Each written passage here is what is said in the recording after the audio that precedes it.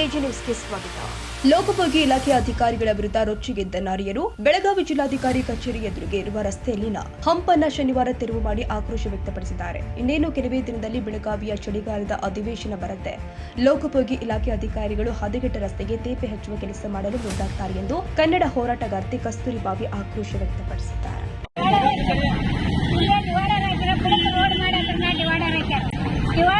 ಇದೆಲ್ಲ ಕಿತ್ತ ಅಂತ ಹೋಗಕ್ಕೆ ಅರ್ಥ ಆಯ್ತು. ಗಾಡಿಗಳು ಒಂದು ಗಾಡಿ ರಾತ್ರಿ ಅದು ಬಂದ್ರ ಇಲ್ಲೇ ಕೊಟ್ಟಿಂದ ಗಾಡಿ ಅದು ಬಂದ್ರೆ ಜಂಪ್ ಆಗಿ ಇಲ್ಲೇ ಸಾಕೋದು ಮಾಡ್ತೀವಿ. ಯಾವ್ದೋ ಒಂದು ಡೆಲಿವರಿ ಪೇಷಂಟ್ ಆಗಲಿ, ಯಾರೋ ಒಂದು ಬೈಕ್ ಮೇಲೆ ಬರೋ ಹೆಣ್ಮಕ್ಳಾಗಲಿ ಇಲ್ಲಿ ಬಂದ್ರ ಅಂದ್ರೆ ಯಾರೋ ಗೊತ್ತಿಲ್ಲ ಇವ್ರು ಜಗ್ಗದಿನ್ನಿ ಒಳಗ ಕುಟ್ಟಿದ್ರು ಅಂದ್ರೆ ರಸ್ತೆ ಮೇಲೆ ಎಲ್ಲರೂ ಬರ್ತಾರೆ. ಇದ್ದಾಗ ಯಾರು ಬರಂಗಿಲ್ಲ. ಇದು ಸಣ್ಣ ಕಾಣಂಗಿಲ್ಲ. ಇಲ್ಲೇ ಡಿಸಿ ಅವ್ರು ಆಯ್ತಾರು, ಜಿಲ್ಲಾ ಪಂಚಾಯತಿ ಸಿಒ ಆಯ್ತಾರು, ತಾಲೂಕ್ ಪಂಚಾಯತ್ ಅವ್ರು ಆಯ್ತಾರು, ಆರ್ಸಿ ಆಫೀಸ್ನವ್ರು ಆಯ್ತಾರು. ಇಲ್ಲೇ ಮುಂದೆ ಕೋರ್ಟ್ ಐತಿ, ಪೊಲೀಸರು ಆಯ್ತಾರ, ವಕೀಲರು ಎಲ್ಲರೂ ಆಯ್ತಾರ. ಲಕ್ಷ್ಮೀ ಹೆಬ್ಬಾಳ್ಕರ್ ಮನೆ ಇದ ನೋಡ್ರಿ ಅವ್ರದ್ದು. ಅಲ್ಲಿ ಒಬ್ಬರಿಗೆ ಯಾರ್ದು ಒಬ್ಬರೇ ನೋಡಿ ಹಿಂಗೆ ಆಗೈತಿ. ಯಾರ್ಯಾರ ಸಾಧ್ಯ ಮೇಲೆ ಬರ್ತಾರೆ ಅವ್ರು ಪರಿಹಾರ ಕೊಡಕ್ಕೆ.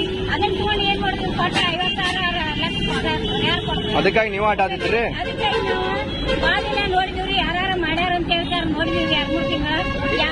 ಯಾರು ಎಲ್ಲ ಗಾಡಿಗಳು ನೋಡಕ್ ಹಾಕ್ತಿದ್ರು. ಈ ರೋಡ್ 6 ಗಾಡಿಗಳು ನೋಡಕ್ ಹಾಕದ ಬೈಕ್ ಗಾಡಿಯವ್ರಿಗಂತೂ ಜಂಪ್ ಮಾಡತೈತಿ. ಈ ಕನ್ನಡಿಗರ ಮೆಚ್ಚಿನ ನಿಮ್ಮ ಎಜೆ 24/7 ನ್ಯೂಸ್ ಕನ್ನಡ ವಾಹಿನಿ ಇದೀಗ ಟಿವಿಯಲ್ಲಿ ಲಭ್ಯ.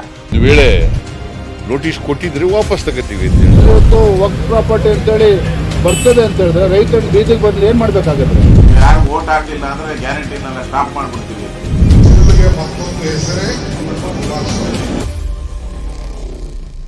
ಕರ್ನಾಟಕ ಮತ್ತು ದೇಶ ವಿದೇಶ 360 ಡಿಗ್ರಿ ಸುದ್ದಿ ಹಾಗೂ ಉತ್ತರ ಕರ್ನಾಟಕ ಬೆಳಗಾವಿ, ಬಾಗಲಕೋಟೆ, ಧಾರವಾಡ, ಹಾವೇರಿ, ಗದಗ, ಬಿಜಾಪುರ ಜಿಲ್ಲೆಯ ಕ್ಷಣ ಕ್ಷಣದ ವಿವರವನ್ನ ಪಡೆಯುವುದಕ್ಕೆ ಎಜೆ 24/7 ನ್ಯೂಸ್ ಕನ್ನಡ ವಾಹಿನಿಯನ್ನ ಲೈಕ್ ಮಾಡಿ, ವಿಡಿಯೋಗಳನ್ನ ಶೇರ್ ಮಾಡಿ, ಕಮೆಂಟ್ ಮಾಡುವ ಮೂಲಕ ನಮ್ಮ ವಾಹಿನಿಗೆ ಸಹಕಾರ ನೀಡಿ ಮತ್ತು ಚಾನೆಲ್ ಅನ್ನ ಸಬ್ಸ್ಕ್ರೈಬ್ ಮಾಡಿ. ಧನ್ಯವಾದಗಳು.